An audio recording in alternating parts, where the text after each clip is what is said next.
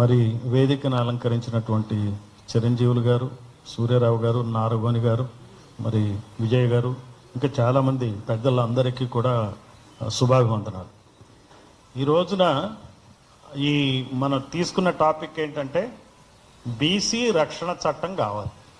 చాలా విషయాలు మనం మాట్లాడవచ్చు. ఫోకస్ ఏంటంటే బీసీ రక్షణ చట్టం. ఈ రాష్ట్రంలో మరి 2 కోట్ల పైగా బీసీలు ఉన్నారు. ఎస్సీ ఎస్టీలు 1 కోటి మంది ఉన్నారు. ఎప్పటి నుంచో ఎస్సీ ఎస్టీ రక్షణ చట్టం వచ్చింది, కానీ బీసీలకు రక్షణ చట్టం లేదు. అది అవసరం ఉందా లేదా అనేది కూడా మనం ఆలోచించుకోవాలి. అవసరం అయితే ఇంతవరకు ఎందుకు రాలే మనకి ఈ చట్టం? మనం ఏం చేస్తే ఈ చట్టం వస్తుంది? బీసీలు ఎట్లా కాపాడబడతారు, రక్షణ ఎలా దొరుకుతుంది అనేది మనం ఆలోచించాల్సిన అవసరం. ఎస్సీ చట్టం ఎందుకు వచ్చింది? ఎస్సీల మీద దాడులు జరిగినాయి. కారంచేడులో, చుండూరులో దారం జరిగిన నేపథ్యంలో పెద్ద ఎత్తున ఎస్సీల ఉద్యమం సాగింది. అప్పుడు వచ్చింది ఎస్సీ చట్టం, ఎస్సీ ఎస్టీ రక్షణ చట్టం అప్పుడు వచ్చింది. మరి మనకి ఎన్ని జరుగుతున్నాయి ఇన్సిడెంట్స్? ఈ రోజున ఎవరు కూడా నోరెత్తి మాట్లాడలేని పరిస్థితిలో బీసీలు ఉన్నారు. ఏదైనా ఒక మాట గట్టిగా అనాలంటే భయం. ఈ రోజున ఎంత దోపిడీ జరుగుతుంది, ఏ రకంగా జరుగుతుంది? ఇది కులతత్వంతోనే జరిగే దోపిడీ. అందులో అసలు అనుమానం ఏమైనా ఉందా? మనం ఇంతకాలం రకరకాల పద్ధతుల్లో ఈ దోపిడీ గురించి పోరాటం జరిగింది. ప్రాంతీయవాదం తీసుకురావటం, ప్రాంతీయంగా జరిగేటువంటి దోపిడీని నివారించడానికి చేశాం.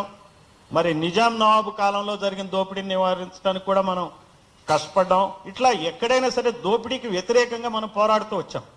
ఆ దోపిడీ చేసే వ్యక్తులు ఎవరో బయట వాళ్ళు కాబట్టి మనం అందరం కలవటం అనేది సాధ్యమైంది. ఈ రోజున ఈ దోపిడీ చేసేది ఊళ్ళల్లో ఉండేవాళ్లే, మరి రోజు కళ్ళకు కనపడేవాళ్లే. మరి వాళ్ళ మీద ఫైట్ చేయాలంటే నోట్లోంచి మాట వస్తుందా? అసలు నోట్లోంచి మాట వస్తుందా? మాట అనగలమా?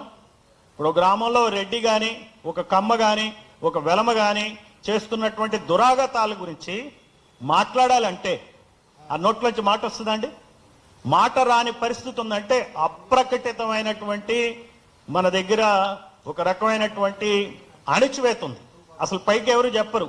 నేను చాలామంది, నాకు ఈరోజు పొద్దున ఒక police officer, retired police officer phone చేశాడు. ఆయనకు ఇప్పుడు 80 సంవత్సరాలు. ఆయన ఏమన్నాడంటే, గత 60-70 సంవత్సరాలుగా ఈ సబ్జెక్ట్తో ఎవరు మాట్లాడలేదండి, మీరు మాట్లాడుతున్నారు. కమ్మారెడ్డి కులాలకు వ్యతిరేకంగా ధైర్యంగా చెప్తున్నారు. ఈ మాట చెప్పేవాడే లేడు. మీరు రిటైర్ అయ్యి కూడా ఖాళీగా కూర్చోకుండా ఈ విషయం తీసుకుని వచ్చి ప్రజల్లోకి చెప్పగలుగుతున్నారు. అతనికి 80 సంవత్సరాలు. ఇప్పుడు 80 సంవత్సరాలు ఇంత దారుణమైన పరిస్థితులు నెలకొని ఉన్నాయి అన్నాడు. అంటే అర్థం ఏంటి? వాళ్ళందరిలో కూడా నిగూఢంగా ఈ బాధ ఉంది. ఇది చెప్పే ప్రసక్తి లేదు. ఈ రోజున మల్లన్న ఏం చేశాడు? తన తెలంగాణ మాండలికంలో తను ఏమనుకుంటున్నాడో ఓ మాట అన్నాడు. మాట అన్న దానికి ఎంత దాడండి, ఎంత అన్యాయం, ఎంత అన్యాయం. మరి ఇలాంటి మాటలు ఎన్నన్నారు చెప్పండి ఇంతకుముందు ఇదే నాయకులు? మరి వాళ్ళ మీద ఏమన్నా దాడులు జరిగినాయా?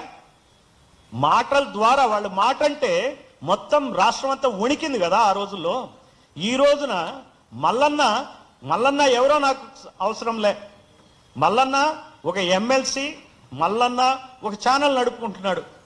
ఈ ఎమ్మెల్సీ ఛానల్ నడుపుకున్న వ్యక్తికే ఈ రోజున రాష్ట్రంలో గనక రక్షణ లేకపోతే మరి మాట అంటే దాడి చేస్తారండి? మాట అంటే దాడి అంటే ఏంటి? మీరు మాట్లాడొద్దని అర్థం. మల్లనికే ఇంత అయింది కదా, ఇంకెవడూ మాట్లాడకూడదు ఈ రాష్ట్రంలో. సో దాన్ని వాడుకుని అందరినీ భయకంపితులు చేయడానికి జరిగేటువంటి దాడి ఇది. దీన్ని మనం ఖచ్చితంగా గుర్తుపెట్టుకోవాలా. ఇది ఆ కోణంలో అర్థం చేసుకోవాలా. అందుకనే నేను అనేది ఏంటంటే, ఈ రోజున రాష్ట్రంలో జరుగుతున్నట్టు అన్యాయం, అటు తెలంగాణ కానీ ఇటు ఆంధ్ర కానీ దోపిడీ చేస్తున్నటువంటి వ్యక్తుల గురించి మాట్లాడాలనేటువంటి స్వేచ్ఛ ఉండాలంటే మనం ఖచ్చితంగా మనకు ఒక రక్షణ చట్టం రావాలి. ఈ రోజున మనల్ని ఏ రకంగా మాట్లాడతారు? కులాల పేరు పెట్టి, మరి కుమ్మరోడా, మంగళోడా, చాకలోడా అనే కదండి పదాలన్నీ అనేది. వేరే పదాలు ఏమైనా వాడతాడా? ఇంటి పేరు కూడా కులం పేరే పెట్టి పిలుస్తారు. వాడి ఇంటి పేరు ఏదైనా సరే కులం పేరు పెట్టే పిలుస్తారు. చులకనగా చూస్తారు. వీడు పడి ఉంటాడనే అర్థం. మనసులో వాడికి బాధ ఉంటుంది, నా కులం పెట్టి అంటున్నాడు, ఏం అనలేడు, భయం. మరి ఇదే విషయం ఎస్సీ ఎస్టీల విషయంలో జరుగుతుందా? అనగలరా? ఎవరన్నా అని బతకగలరా? మరి బీసీలు ఎందుకు 2 కోట్ల మంది బీసీలు ఉండి ఈ రాష్ట్రంలో కానీ ఆ రాష్ట్రంలో కానీ ఎందుకు భయపడుతున్నారు చెప్పండి? ఈ భయం నుంచి బయటికి రావాలంటే ఖచ్చితంగా మనకు ఒక బీసీ రక్షణ చట్టం ఉండాలి.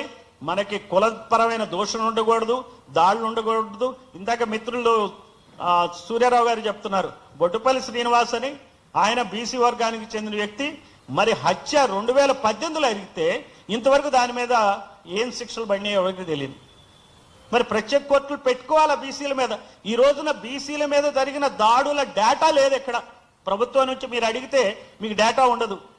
మనం ఆర్టీఐ యాక్ట్ కింద అడుక్కుని ఎన్నాళ్ళకి వస్తుందో కూడా తెలియదు. బీసీల మీద నేను చూశాను, ఆంధ్రప్రదేశ్లో కూడా వెరిఫై చేశా, డేటా కావాలని ట్రై చేస్తున్నా, ఇక్కడ కూడా ప్రయత్నిస్తున్నాం. బీసీల మీద జరిగిన దాడులు, హత్యలు, మానభంగాలు, మరి దాడులు కానీ వాళ్ళ ఆస్తుల ఆక్రమణ కానీ ఇవన్నీ కూడా మనం ఖచ్చితంగా రక్షణ కావాలంటే ఒక చట్టం కావాలి. ఈ చట్టం ఎన్నాళ్ళు కావాలా? ఎన్నాళ్ళైతే అసెంబ్లీలో బీసీల ఎమ్మెల్యేల సంఖ్య పెరుగుతుందో జనాభా దామాష పద్ధతిలో అన్నాళ్ళు కావాల్సిందే. ఎందుకంటే 70-80 సంవత్సరాలు ఈ స్వాతంత్రం వచ్చినా కానీ ఈ రోజున భయపడుతున్నారు కదా. ఈ భయపడుతున్నప్పుడు ఎంతమంది ఎమ్మెల్యేలు ఉన్నారు? బీసీ ఎమ్మెల్యేలు కేవలం 19 మందే ఉన్నారు ఈ అసెంబ్లీలో. ఆంధ్రప్రదేశ్ అసెంబ్లీలో కేవలం 40 మంది ఉన్నారు. మరి ఇక్కడికి వచ్చేవాడు కమ్మారెడ్డి, వెలమలు కలిపి 60 మంది ఎమ్మెల్యేలు ఉన్నారు. వాళ్ళ జనాభా శాతం 5%. 5% ఉన్న కమ్మారెడ్డి, వెలమలు తెలంగాణలో 60 ఎమ్మెల్యేలు ఉంటే 50 పైన ఉన్నటువంటి బీసీలు కేవలం 19 మందే ఉన్నారు.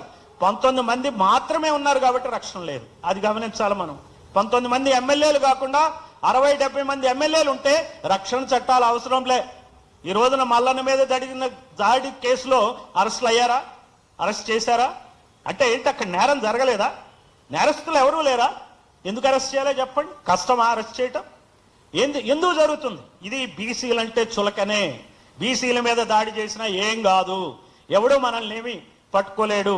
ఈ బీసీలని గ్రూపుల కింద విడదీయాలా, కొంతమంది బీసీలను వాడుకోవాలా, మల్లన్ననే తిట్టించాలా. ఇక్కడ మల్లన్న కాదు ప్రశ్న, బీసీల మీద దాడి. ఆ బీసీల మీద దాడిని దృష్టిలో పెట్టుకుని మరి ఎవరైతే దాడి చేశారో ఈ రోజున పేపర్లన్నీ తీయండి, దాడి చేసిన వాళ్ళు విపరీతమైనటువంటి ప్రచారం ఉంది. వాళ్ళే న్యూస్ ఐటమ్స్ ఈ రోజున కనపడుతున్నాయి. మల్లన్న న్యూస్ ఐటమ్ కానీ ఇంకో బీసీ నాయకుడు న్యూస్ ఐటమ్ ఉండదు. మహేష్ కుమార్ గౌడ్ ఇచ్చినట్టు ఒక స్టేట్మెంట్ 4వ పేజీలోనో 5వ పేజీలోనో లోపల ఎక్కడో చిన్న ఐటమ్ వేశారు. అదే ఈ దాడి చేసిన వాళ్ళ స్టేట్మెంట్లు, వాళ్ళ అవినీతి, ఇప్పుడు క్రికెట్ అసోసియేషన్లో ఉన్నటువంటి అవినీతి కానీ ఇవన్నీ కూడా ఫస్ట్ పేజీలోనే ప్రింట్ అయినాయి. అంటే వాళ్ళు ఎప్పుడు కూడా పైనే ఉంటారు. అవినీతి చేసినా పైనే, దాడి చేసినా పైనే. మీ బీసీలందరూ ఎక్కడెక్కడనో ఉండిపోవాలా, అణిగమణిగి ఉండాలా. బీసీల పరిస్థితి, ఎస్సీల పరిస్థితి, ఎస్టీల పరిస్థితి, ముస్లింల పరిస్థితి ఈ 2 రాష్ట్రాల్లో ఇంతే. అందువల్ల బీసీలు ఈ దృష్టితో మనం డిమాండ్ చేయటం మొదలు పెట్టాలా. బీసీ రక్షణ చట్టం తీసుకోవడానికి ఖచ్చితంగా ప్రయత్నించాలి. రోడ్ల మీదకి మనల్ని మనం రక్షించుకోవడానికి రావాలి.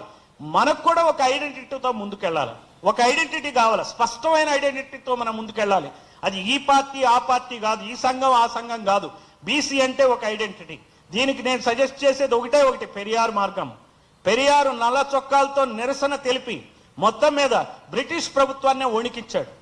మనం కూడా ఏం చేయక్కర్లా, ఏ మీటింగ్ పోయినా ఇట్లాంటి మీటింగ్ జరిగిందంటే 20-30 నల్ల చొక్కాలు కనబడినివ్వండి, ఖచ్చితంగా పని అవుతుంది. మీరు ఏ పార్టీలో ఉంటారే నాకు అనవసరం. మరి ఏ పార్టీ ఏ సంఘమైనా ఓకే, నో ప్రాబ్లం దానిలో. కానీ నువ్వు ఏ పార్టీలో ఉన్నా ఆ పార్టీలో 10 నల్ల చొక్కాలతో నువ్వు కనపడు. నీకు న్యాయం జరగకపోతే అప్పుడు అడుగు. ఆ దృష్టితో మనం పనిచేయాలి. మనం ఈ రకంగా బీసీ రక్షణ చట్టం చేసుకుని, ఇది చాలా చిన్న విషయం. బీసీ రక్షణ చట్టం అనేది డబ్బులు ఖర్చు ఏం కాదు ఈ ప్రభుత్వానికి. ఒక డిస్కషన్తో చట్టం చేసేది. ఆ చట్టం తెచ్చుకోవడానికి కనుక మనం ఇప్పుడు వెనకాడితే మల్లన్న లాంటి నాయకులు ఒకళ్ళు కాదు, ఇద్దరు కాదు, ముగ్గురు కాదు, 10 మందినైనా సరే అణిచేస్తారు. దాన్ని దృష్టిలో పెట్టుకోవాలా. ఇక్కడ ఎవరి మీద ప్రేమ కాదు, ఒక వ్యక్తి మీద ప్రేమతో నేను చెప్పట్లా. మన మీద మనం రక్షించుకోవాలంటే ఇక్కడ పార్టీలకు అతీతంగా బీసీలందరూ ఏకమై పనిచేస్తేనే కానీ మనకు రక్షణ దొరకదు. ఆ దృష్టితో పనిచేయాలని చెప్పి మిమ్మల్ని అందరినీ కోరుకుంటూ సెలవు తీసుకున్నాను.